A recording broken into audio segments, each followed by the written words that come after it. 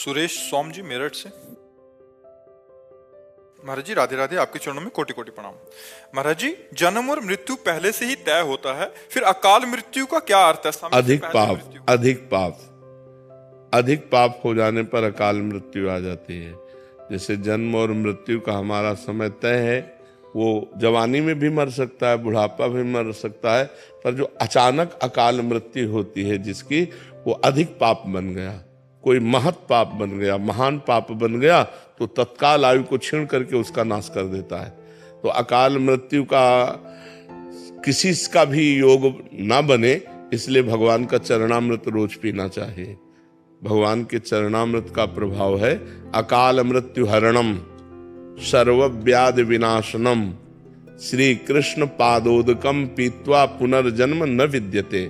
अगर रोज भगवान का चरणामृत पिए, शालिग्राम भगवान का, जैसे राधा वल्लभ जी, बांके बिहारी जी, इनसे चरणामृत ले ले और उसी में जल मिला ले और रोज एक ढक्कन चरणामृत ले, तो अकाल मृत्यु नहीं होगी।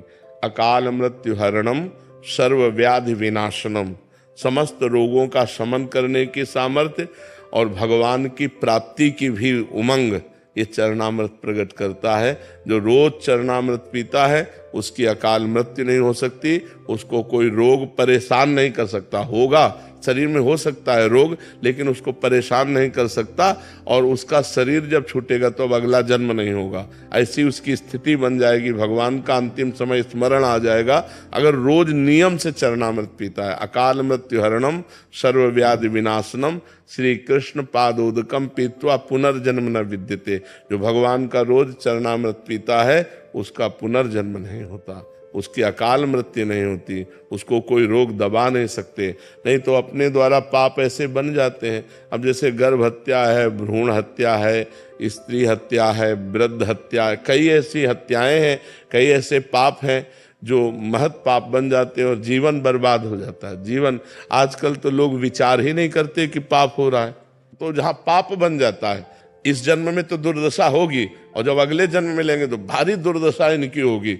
अब ये उस समय भले कोई पाप न कर रहे हो, तभी लगता है कि यार देखो इस आदमी को कितना कष्ट, लेकिन ये वही आदमी है।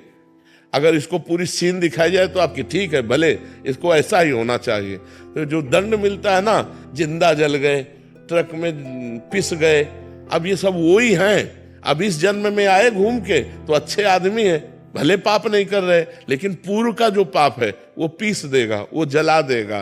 तो जो कोई महान पाप बन जाता है तो हमारी अकाल मृत्यु भी कर देता है।